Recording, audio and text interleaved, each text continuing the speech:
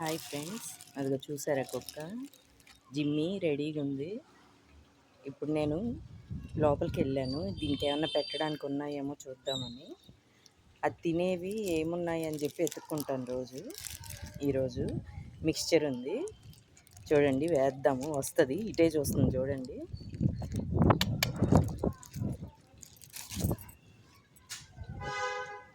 అయ్యో కనపడట్లేదు.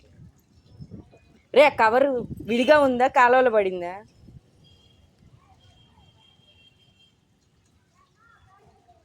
తెచ్చుకుందండి, చూడు తింటది.